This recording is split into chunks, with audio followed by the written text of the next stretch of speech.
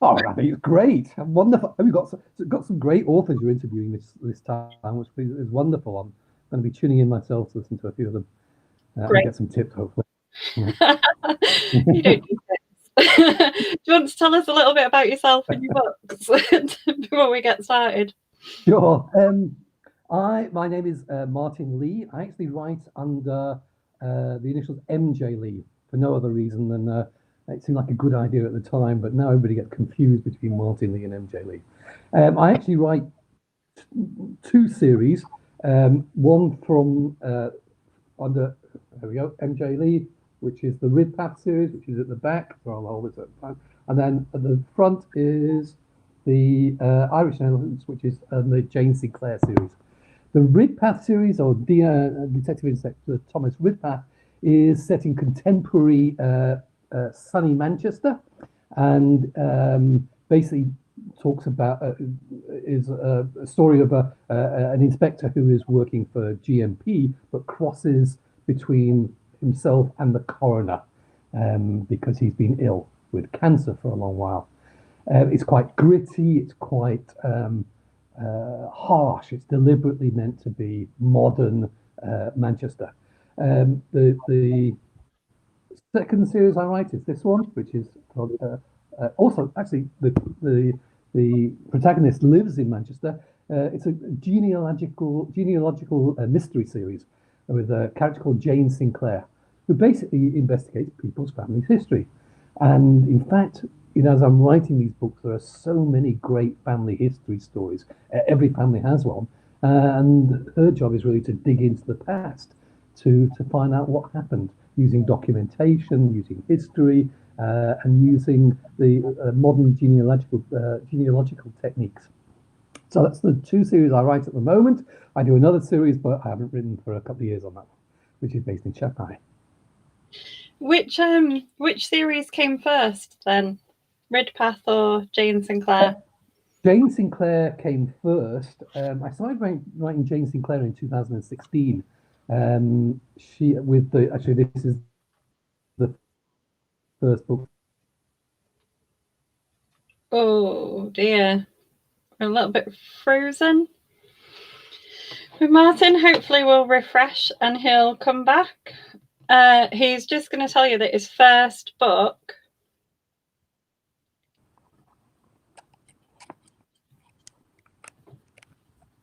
So can you see me now? We're back, are we? Yeah, okay, you're back. I have my standby internet, which is my mobile phone, in case it goes down again. Okay. As I was saying, I wrote the Jane Sinclair series first, starting in 2016, and the Irish Inheritance really deals with again Jane investigating the desire of a rich American businessman to find out his real birth parents or his genuine birth parents, and it's just the story. Actually, it takes place in the 1916 Irish uprising, and with obviously modern day is 2016. So those are the two series that I do, and both very different. I think one of the things I think you, Caroline, you talked before, said that they're quite different to read as well as a reader.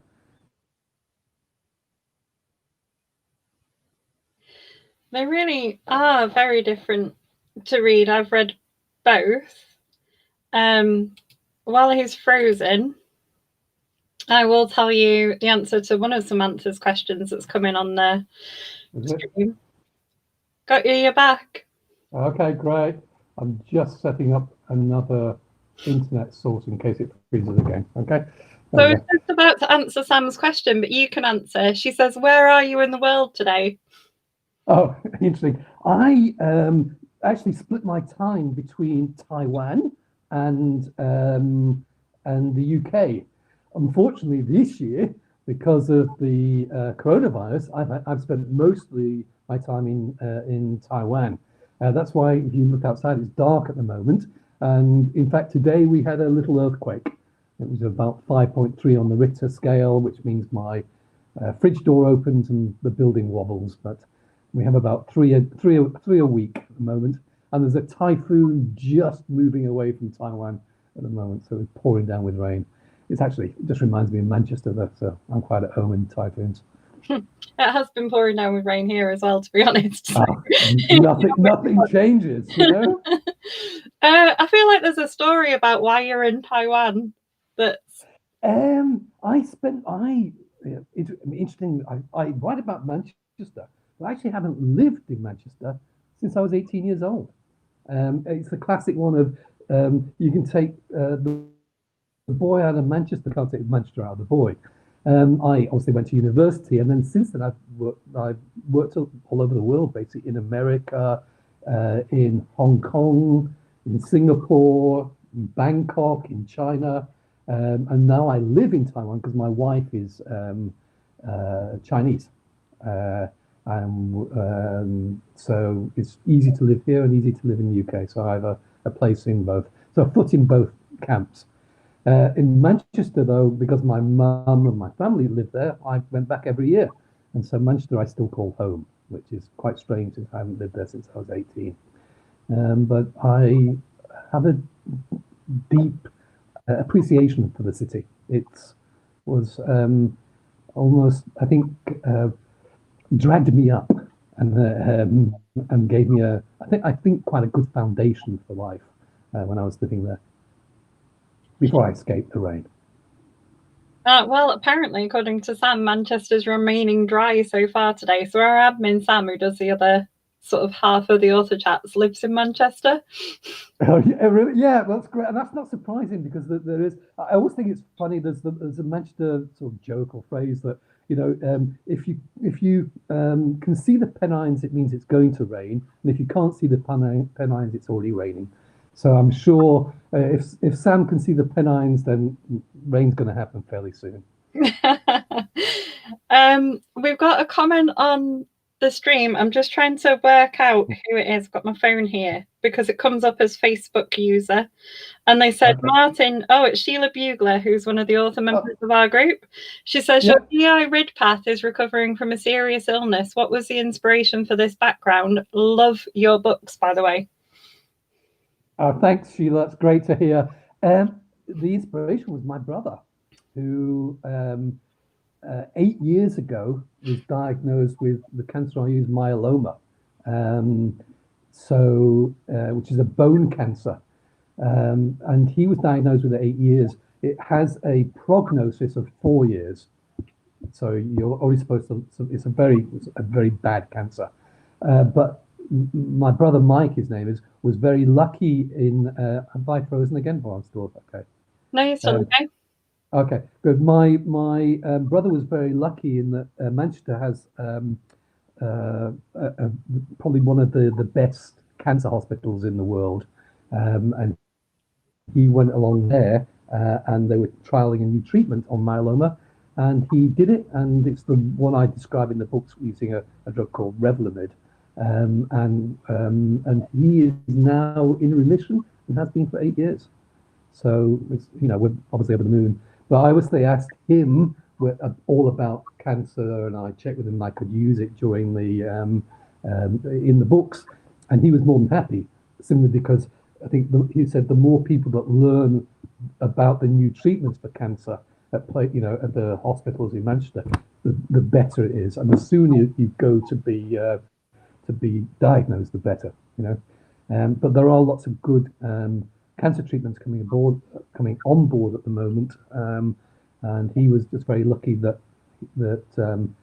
Christie's, which is the hospital in Manchester, were trialing a new treatment, which saved his life, I think. That's really good news. That's why I chose this cancer. Following on from that, Sheila also asked, she said there's a strong social conscience in your novels. Where does that come from? Oh, I think that all crime novels have a strong social conscience.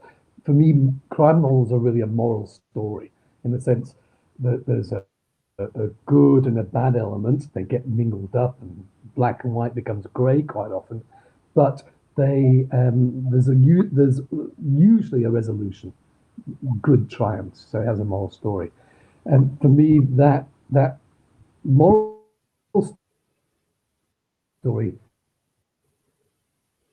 has to be mixed with the social of the issues that are facing society at the moment, are the sort of issues that police generally are facing and coroners are facing constantly at the moment. Things like knife crime or gang crime or people trafficking.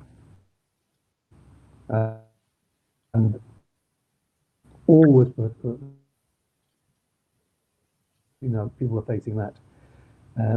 Interestingly, the week it's like a story of life following art that a coroner in Cheshire has just done what Bridpath does. And she has been investigating for about 2 years. She's the head coroner of Cheshire and discovered that there was a series of murders, or she believes a series of murders of old people in Winslow and in areas of Cheshire. At least 5 murders, she thinks. So now I think GMP, Greater Manchester Police, are just investigating this. But that's again that link between a coroner seeing murders in a social context and then being able to help the police solve or at least begin to investigate the issue. What made you choose to use a coroner as your person, or like to have him involved in a coroner? I know he was sick and that's why he was working with them. Yeah, it really came again from doing research. Quite often when police become ill and then go back to work, they're given a supposedly cushy number, which is to be a coroner's officer. It used to happen a lot in the past, much not as common these days, because coroners have become much more active in the last 10 years. But again, most of my work comes from research. So I found that what a coroner is actually amazing. Coroners have had since the UK. It comes from the word crown officers, and they have the duty to investigate every death that happens in their location. So if that death they decide whether it's or not. If the death happens at home, they're duty bound to investigate an officer on it, but they will certainly look at the circumstances of death. And also, any death in police custody, they must hold an inquest for. Coroners in the north, and they gave me some wonderful stories of their work and their life. And I spent quite a bit of time in the coroner's offices. There's one in Stockport in Manchester, and there's another one in central Manchester, watching coroners at work. And I hope that comes across. Coroners are not high courts. It's not a computational system. The coroner will ask questions and try to tease out the truth. A coroner is not about blaming somebody. It's trying to find the truth, which is what I find fascinating. And I think Pat and Mrs. Challoner, their one goal is to find the truth of what happened. And for me, that gave a wonderful basis for a set of stories.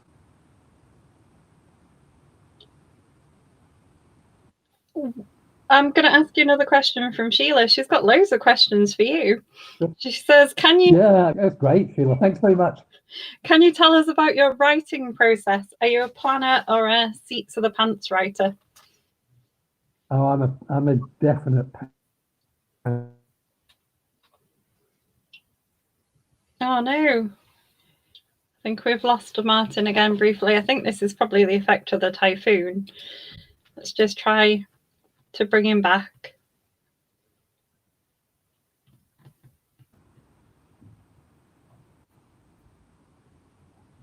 Am I back? You are back, yeah. Okay. Yes, sorry, I'm a pantser. I don't plan at all. Generally, what I have, which will, again, people like Marion will be shocked by it, and Marion Todd and other writers will be shocked by this. I usually have an image in my head at the beginning of the novel, and I might have one or two images further on through the novel. And basically my process is to go from A to B to Z to C back to W, and then end up where I reveal what's happened. It means that I believe you get quite a fresh approach to it, because when I start a novel, I quite often don't know who is the antagonist, who's the killer. I don't know, how he's going to kill. I quite often don't know who he's going to kill. So it's hopefully a voyage of discovery for me as much as it is for the reader. Um, what it does mean is that I do a lot of editing, because plotting is key, and so I do an immense amount of post work. So it's editing after my first draft to bring it all together as a coherent story. It sounds like a nightmare, but it works for me. And it is a nightmare, but it still works for me. I think it's really fascinating though, because I've read a Ridpath book and I've read a few of the Jane Sinclair books, and they're so rich in details and like full of sort of really interestingly developed characters. There's quite a lot of plot and twists and things. How do you do that if you don't know that before you start? Basically, I do my degrees in history now is doing postgrad in history. So I do a lot of research before I start. And then basically what I do, which involves for me, unfortunately, writing out everything in longhand. I usually have a different book for each novel I write it out in longhand, and then I close the research and stop, and then I start to write. And so what happens is, again, I was a creative director for an advertising agency for now 30 years. And what you get to do is you get to trust your own ability to come up with creative solutions for any problem. And so I just trust myself that I know I'm going to work it all out. And then if I can't remember something on the research or it's an important detail, I simply put 4 X's. So this is a cheat, a writer's cheat. I put 4 X's in my first draft, and then I can go back later using search and find all the X's and then insert the details that I need. So it's a bit of a cheat, but it works for me, okay? I think the reason why Sheila was interested is that she said that's more or less her process too. It's beyond painful. It's painful in terms of editing, because particularly crime novels, you have to plot. Your plot has to have a logical sequence, and it has to have a logical cause and effect. So that's funny, but it works for me because hopefully that it means that the plots are fresh, that people are constantly being surprised by the plot. One of the things I've tried to to write everything down, and I find that after about 5 pages, I'm already off. I spent 2 weeks creating. I've already gone away from it. So forget it. Better to trust my creative judgment and see how it works. So I'm going to take you back to Jane for a little bit now. Sure. You said she uses modern genealogical techniques. Does she ever look at things like Y chromosomal data or mitochondrial? Yeah, in the latest novel for Jane, which is called The Merchant's Daughter, the plot involves a young actress going onto a TV show, and they basically analysed her DNA on the TV show, and she discovered that she has 6% black ancestry within her DNA that's coming up. And she's surprised by this. As far as she knows, she comes from a landed gentry family in the UK. But that actually is more common than people think. And what happens is that Jane then investigates her past through family history and documentation to discover who was the ancestor who came from Africa. And that, again, it was wonderful going through that and researching the details and on slavery and on the passages from Africa to the so-called triangular passage from Africa to the Caribbean and back, in this case, to Liverpool. As Liverpool was probably certainly in the late 1780s, the biggest slave transporting city in the UK. And the other techniques that she uses a lot is DNA as well as and a lot of documentation. So it's basically going through research and finding those documents that tell people about themselves. Again, a story from my own past is I never knew my grandfather on my father's side. He went to America in 1926, and he died there in 1929, leaving his wife and children back in Ireland. So we had no pictures of him. I'd never seen a picture. But then through research, I found out that if you went to America after, and this is again a tip for anybody whose ancestors went to America, if you went to America after 1924, you had to apply for a visa. And that visa has a photograph in it. It also has a description. It also has letters from the doctor, letters from the police, letters from worthy citizens explaining what your character. So I found these as an American website. I think it's closed at the moment, unfortunately. But there's an American website run by the American government where you can get these old visas again. And I found my picture of my grandfather I'd never seen. So my lovely story of family history. And a really good tip as well. Yeah, there's lots of stuff you can find out. So Sam says, do you have a favourite relationship that you've created? With my wife, probably. In terms of writing. I think she might be in fictional ones. Yeah. That's a really interesting question, Sam. I actually, my favourite relationships are between characters and themselves, or characters and the image of themselves. So one of the things I always try to do is to create an interior life for the character as well as an exterior life. You may or may not have noticed, I actually very rarely describe my characters. You should have an image of Jane Sinclair, but you shouldn't know what she looks like because I've never described her. And the same with Ridpath. You have an image of him, but you never describe him. So what I try and create is character through the person's interior relationship with themselves, as well with the way that people look at other characters, relate to them. So if I was going to answer Sam, I'd say it's the character's relationship with himself or herself, which to me is the most important. I'm always intrigued by the little details that are in the book. So Jane is very fond of a certain type of wine and chocolate. And I wonder if there are things in them that are like, maybe they're your favourites. Oh yeah, there always is. I think that quite often before I started writing, I never thought that writers will put so much of themselves in their characters, even in my case, a female character. But you do. I mean, obviously, I love wine and I love chocolate. So suddenly that became a trait that I could understand for Jane. I don't like cats, but I wanted Jane to like cats because that felt right for her character and not a dog. Ridpath, interestingly, has a Chinese wife, and my wife is Chinese, and he has a daughter called Eve. My daughter's name is Eve.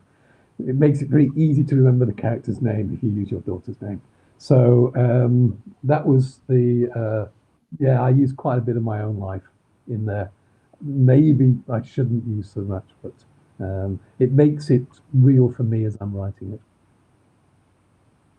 Yeah, we talked when you did your promo, didn't we, about the fact that Ridpath's daughter's a fan of BTS. Yeah, it's yes. I mean, Eve. No, she's now Eve is 7 years old, my daughter, and she's now gone past BTS. BTS is very passe now. She's now into a thing called Bars and Melody, which is a Welsh band, I think. So I'm going to probably start putting Bars and Melody as the new poster of naked men on the 11-year-old daughter's wall. Yeah. Sam also said, because you've talked about your research and your background in history and things like that, your degree. She said, is there anything that you've discovered that surprised you in your research? Always. I think part of the point of doing research is to find stuff that surprises you. In my own family history research, I found out that, again, a different grandfather on my mother's side. One grandfather was, they're both Irish. One grandfather fought for the British Army in the First World War. The other grandfather fought for the IRA. And at one point, one grandfather was fighting for the Irish Free State, and the other one was still fighting for the IRA. So again, I found out through my own research that these grandfathers were on completely opposite sides in the Irish Civil War, which I found was fascinating. As I'm doing research for the books, I think what the main thing that surprised me was the role of the coroner. How important the coroner is in modern society, in the function it performs. And when a coroner gets it wrong, as they did in Manchester with the Harold Shipton case, when, if you remember, nobody knows, roughly 200 to 300 old people mainly were killed by a doctor, and not spotted by the coronial system. When they get it wrong, it really affects society. So I think that was for me, fascinating to see the importance of the coroner system and basically how it's been mucked around and screwed up by successive governments over the last 20 or 30 years, which is unfortunate. So at the moment, you are writing series of books. Yeah. Would you write any standalone novels? A lead. Yes, I'm actually doing 2 standalones at the moment. I'm about 20,000, 25,000 words into a standalone. And then I was just plotting another standalone today. Sorry, plotting in my sense means not writing it down, but thinking of images that will hold it as a to work.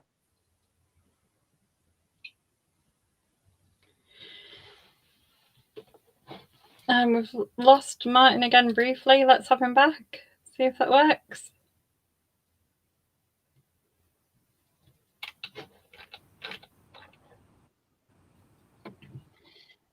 You're back again, I think. Okay, great.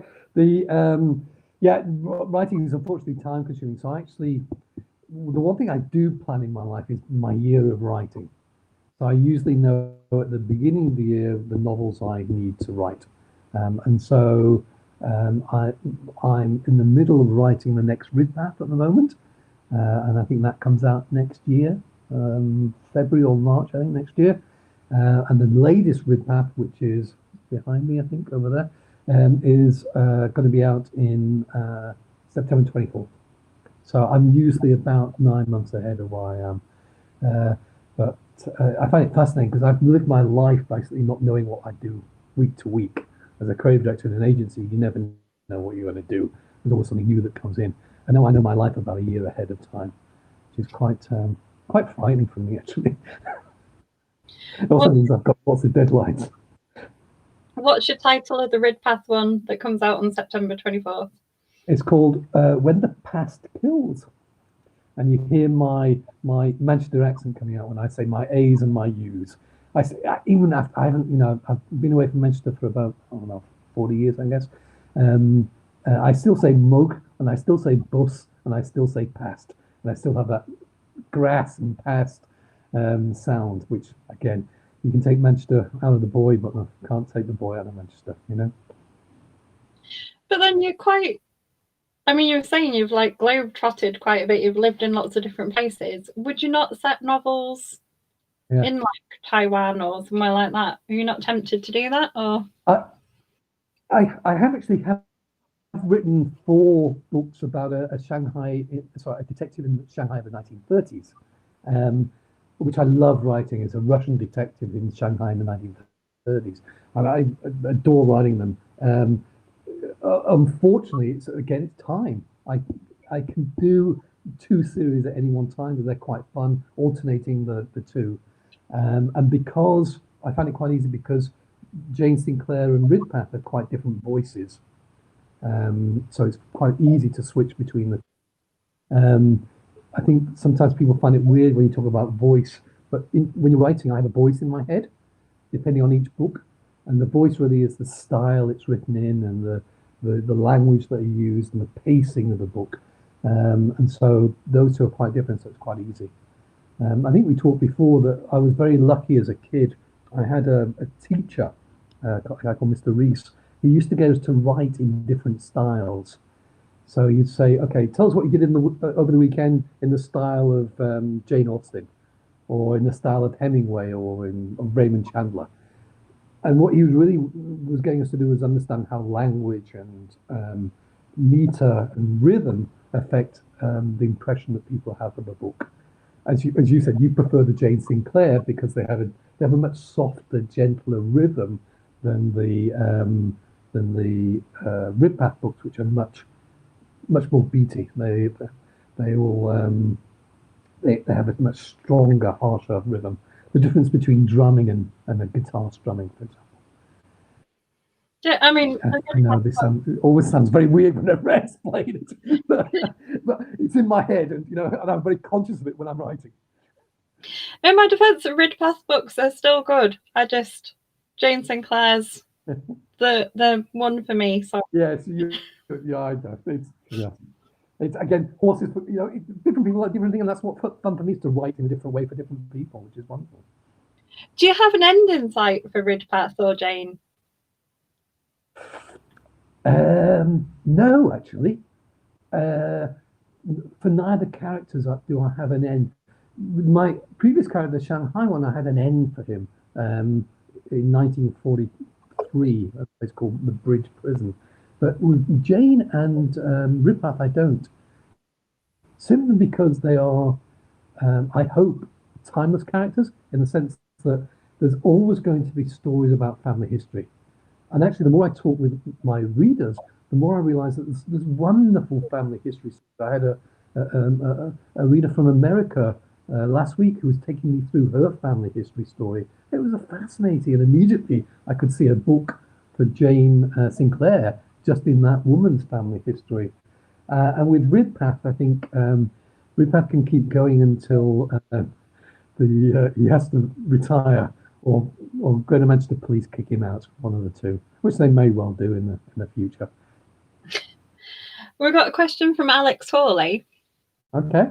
on the screen. He says, "Why do you think coroners haven't appeared on TV as much?" I think, as far as I know, there's just one series in the UK for coroners, and I think there's one in America. It's because it's not confrontational. So TV works, and I think novels work when there are conflicts between characters and confrontational conflicts between characters. And TV, particularly, if you look, for example, at most successful and recent the Line of Duty by Jed Mercurio, has constant conflict and confrontation between characters. You've got the two opponents sitting opposite each other on the table as what was it called, S11 or C11, I can't remember what it is. Shows pictures of the corruption that they're finding, and that's the great confrontation. Coroners aren't confrontational. That's why, for me, Ridpath crosses the divide between being a policeman and being a coroner's officer, in that he can cross both. He can investigate, yet at the same time can be conflicting and confrontational. I think there is an appeal for sort of gentler TV as well, though, if you think about things like Vera and stuff that have been popular on TV. Sorry? I said there is an appeal for gentler TV, like Vera and things like that. So there might be an appeal. Oh, I see. You see, but even Vera has conflict. I love Vera. I think it's beautifully done. I think Anne Cleves has created a wonderful character. But even Vera has conflict. Within her team, there's constant little niggles and conflict. And of course, the biggest conflict for Vera is solving the case.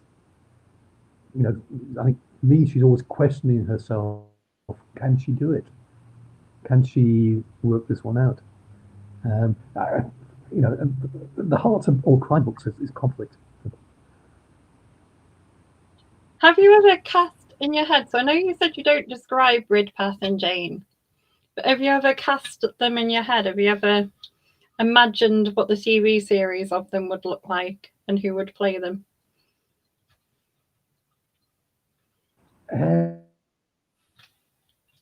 No, I've deliberately avoided doing that. It is strange, isn't it? I often wonder myself. I have no, sometimes I think writers will create a movie. I have a feeling of who Ridpath is and who Jane Sinclair is, but an image. I do have a stronger image of Jane Sinclair than I do of Ridpath. But I wanted to keep them much more as an everyman rather than having a particular character. I'm trying to think, who would I get to play Ridpath?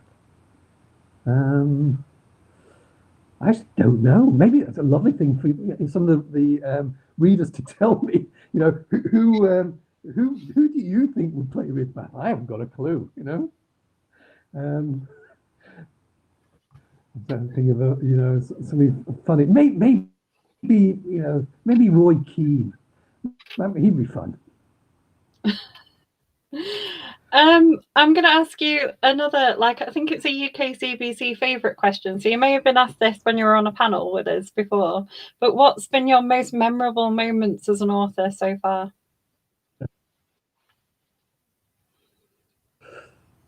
I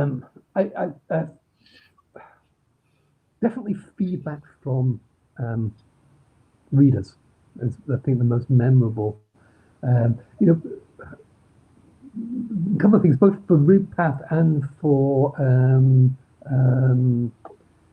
Jane Sinclair, in that for Ridpath, I've had one or two people writing to me saying that they were so happy they're going through cancer treatment at the moment, and they're so happy to read about how that cancer treatment involves and the sort of things that they're facing, and they could feel an empathy with the character and what he'd been through. So that was great. And then for Jane Sinclair, is a lot of people say, "Oh, you helped me get over, a brick wall in my research. You described a technique that helped me discover something new.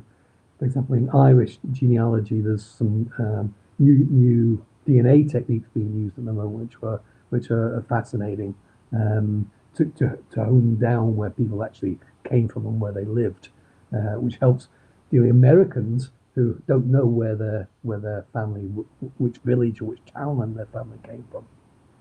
So I think that for me, that's the main thing. I think it's the feedback from readers and the finding out that people actually enjoy the books. You writers we're lonely, we're mushrooms. You stick us in a room, put a computer in front of us, and we write away. And quite often you can get isolated from people and from society, and so it's great to get reader feedback of what they like or even what they don't like about the books. And there's been people who don't like the books either, which is not surprising. But it's good. All feedback is good. How do you deal with that if you get a bad review or a... Yeah, I often think, no, it doesn't matter, it's just one person's opinion. But the truth is, you sit and think about it for at least 2 months, and then you decide it doesn't matter. But I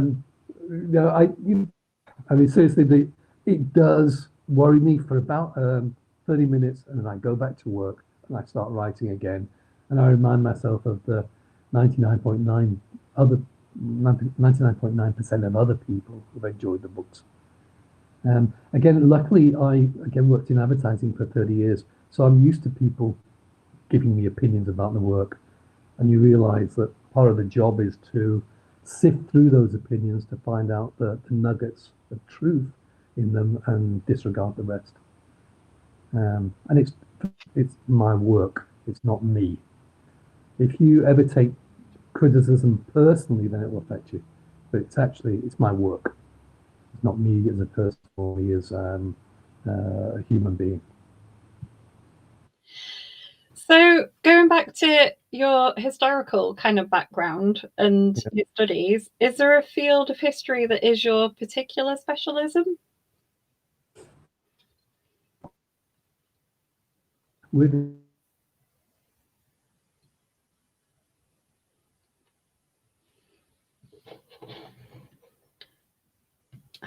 Go frozen Martin again. Let's go back. I'm back again. Well, you're a blue screen, but I can hear you. Yeah, no, you're back again. Okay, great.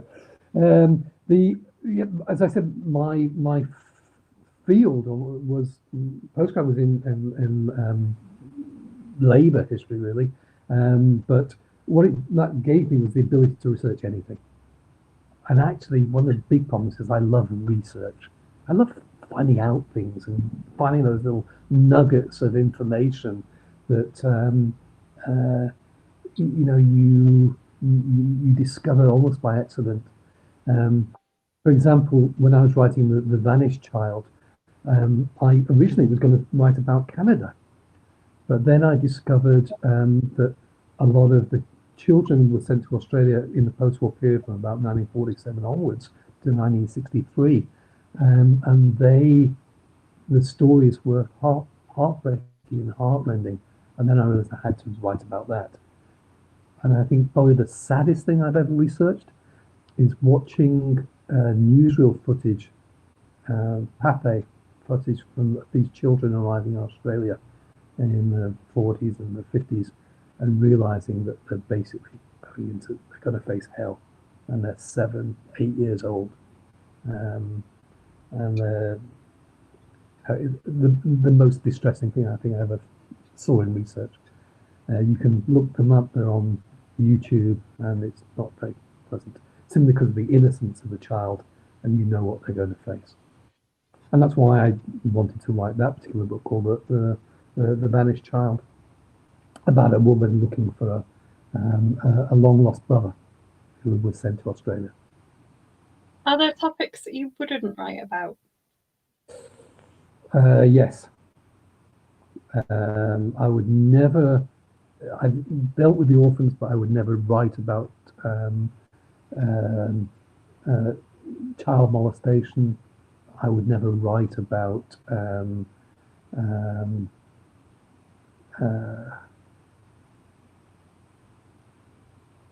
I'm just trying to never write about things that will, pain that will give people pleasure. I'm trying to find the right form of words. For me, the when I write about death, it's actually painful. It's not something that's going to either don't write about it or it's painful. It's not something that's written for pleasure. For example, I don't like watching a lot of movies because I find that the shooting and the killing is there for pleasure, and I can't understand that. Death is not pleasurable. It's a truth that needs to be resolved. Yeah, it's hard to say what you wouldn't write about, but I think those areas probably. It's a great question, by the way. Got me thinking. I was trying to work it out. Ooh, what a good. I don't. Was that one of yours, or was it from a? That's one of mine, because you were talking about where your research had taken you and how it had affected you for the Vanished. Yeah, it's interesting, you know. What's it like? What are the differences in the research then for sort of, because I feel like Jane Sinclair is probably in your comfort zone, like wheelhouse, because you're very interested in history and things. Yeah. What's the difference between that and Ridpath for you to research? Which one's more challenging? Strange enough, more challenging. I spent the reason why I think I started writing Ridpath in 2018. The reason I didn't write a modern contemporary crime novel because I felt that I needed the historical crutch to hold my work together. And then I started researching RidPath, and I worked out that there's so many modern techniques of policing. For example, CCTV, the post-mortems, DNA, telephone. What police can do with telephones these days, your computers, what they can find out on your computers. And those were just as fascinating as doing historical research. But the research is key. It's finding out first, and then once you're there, digging out those little nuggets that make a story interesting. So you've spoken about spending time with coroners and things. Are there any other experts that you talk to or use? Yeah, I talk to basically whoever I'm. So when I was in Manchester, I talked to a woman who had done a lot of research into suffragettes, because the second book was the Somme Legacy, which is about suffragettes, not in Manchester actually, in London. But she gave me a lot of the interesting tips on suffragettes. Policemen I talked to, and luckily, one of my good friends is an ex-superintendent in Manchester, so he gives me a lot of tips on what I should and shouldn't do in terms of interpersonal relationships amongst the police. My books are far too quick for him, because everything else is much slower in real time. In any investigation, it's much slower than a book one would write. But I usually have three processes of doing any research. The first is reading generally, so you understand the topic, or understand if it's history, the timeline, or if it's, for example, modern burns. I would read about that. Secondly, I would then try and find some first-person descriptions of it. For example, I think his name is Tony Britton, who's written quite a few books, Jigsaw Man, about how he goes through a post-mortem. I talked to doctors in Taiwan. It was quite fascinating. I met a doctor, and we spent an hour talking about how you slit somebody's throat. Because one of my characters had cut throat, and he gave me a great insight. He said that it's very, I'm going gory now, unfortunately. It's very difficult for somebody to kill themselves completely by slitting the throat, because the pain is too great. You generally only get to the Adam's apple.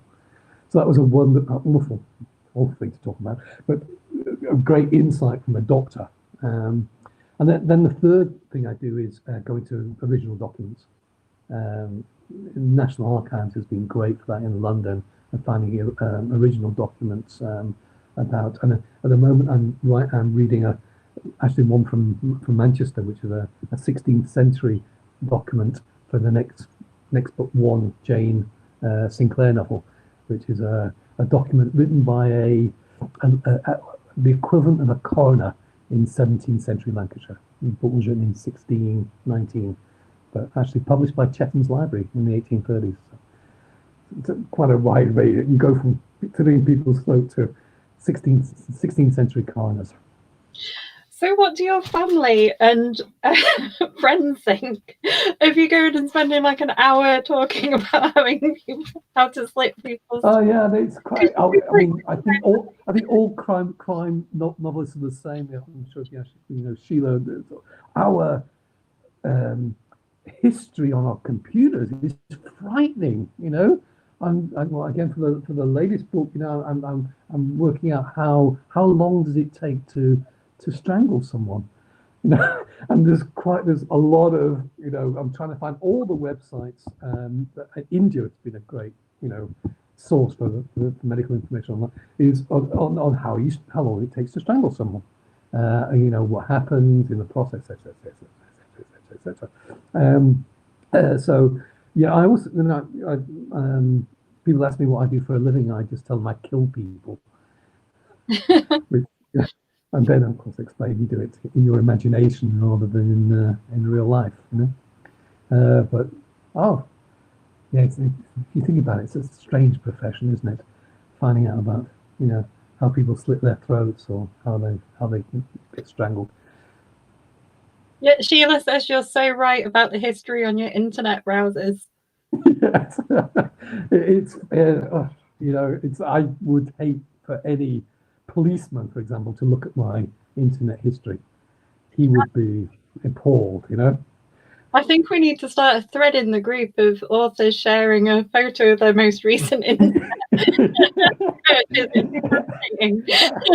I think it would be frightening, Yes, this list of saved web pages that you have as you're doing research. Marion Todd said she was advised at a writer's talk not to Google how to make a bomb.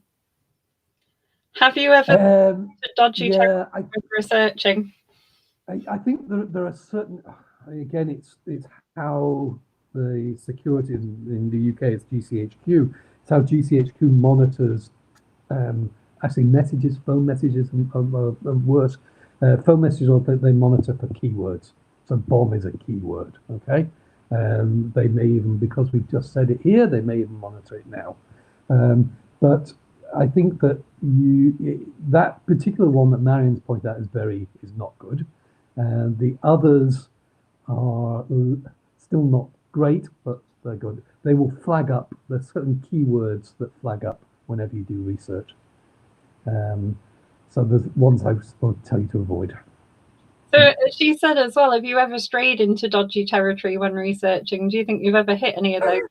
I think I stray into dodgy territory every time I do any research, because invariably, I'm dealing with a coroner or a pathologist who's doing a post-mortem, and so invariably you're going to go into, how do you strangle someone? How does somebody cut their throat? How does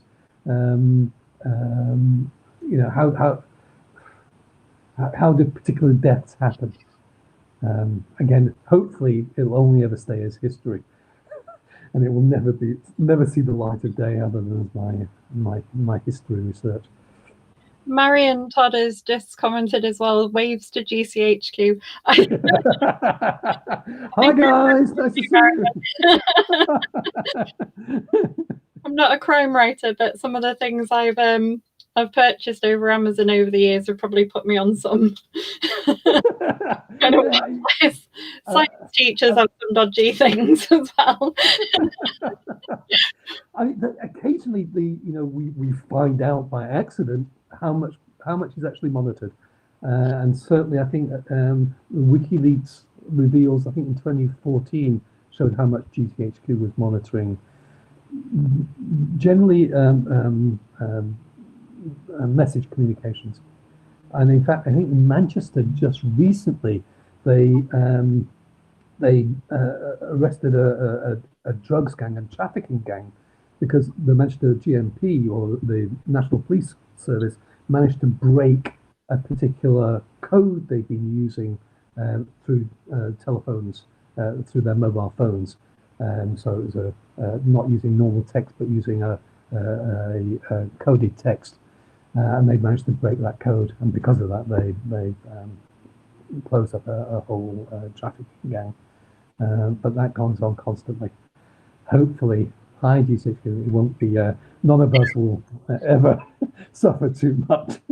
Maybe they keep like a website open and check that people aren't crime writers. Exactly. Check them out. Oh, it's okay. He's only a crime writer. Don't worry about it. He's harmless. Don't worry about that one. Yeah. I think that, the whole idea, is sort of, I think most, I know, for example, I know I'm harmless. Marion and Sheila, I'm not too certain about.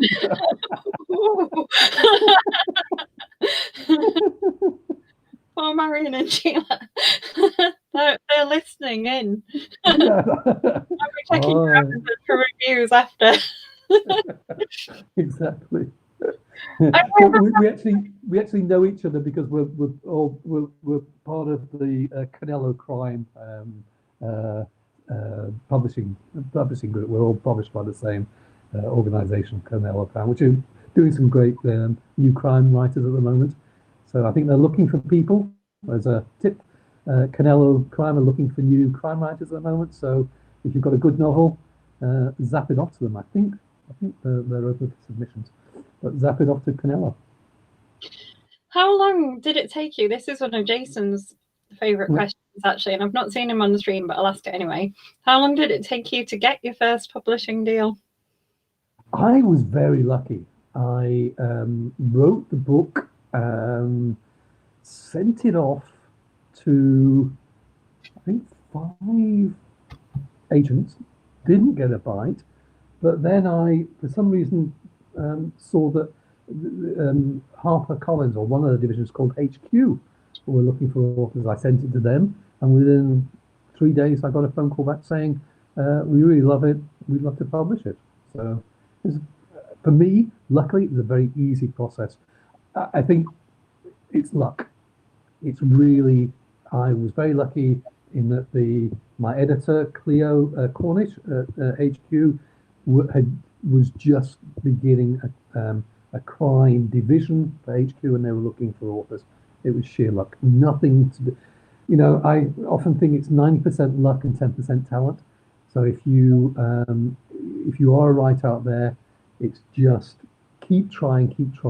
It's just hitting the right person at the right time on the right day, and you'll make it. It's actually not a great deal to do with talent.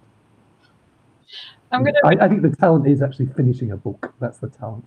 Well, yeah, I mean, admiration of anyone who does that. Exactly. I'm going to read out one last comment from Marion Todd on the stream. She said that you're spot on. Sheila and her are very dodgy, and the "very" is in capital letters. Yeah, I've suspected this for a long time. I'll tell you, having read both their books, they strike me as particularly dodgy characters. So I'm glad to see that Marion has confirmed my suspicions. I bet you're feeling much safer now that you're in Taiwan. Oh, I'm much safer. I think that we're, even from Scotland, Marion would find it difficult to the long arm of the law to extend from Scotland would be great. So we have 3 minutes left. Okay, great. The hour has flown by. It's been a pleasure having you back. Do you want to just give us a quick rundown again of your books? Because I'm sure there's probably people going to go away and buy them now. Hopefully. Okay. Yeah, I write 2 series I'll even flash them. One for Canelo Crime, if I can show, called For the Rid Path, which is Where the Truth Lies, and the bottom one here, which is The Irish Inheritance, which is a Jane Sinclair genealogical mysteries. I love writing. It's one of the things that gives me great pleasure, and hopefully gives readers pleasure. I think that as we talked about before, what an author is somebody who can finish a book. So I think I'd like to end actually by telling other authors,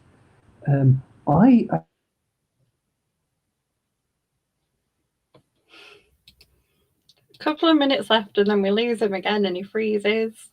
He's back, hopefully. Or is he?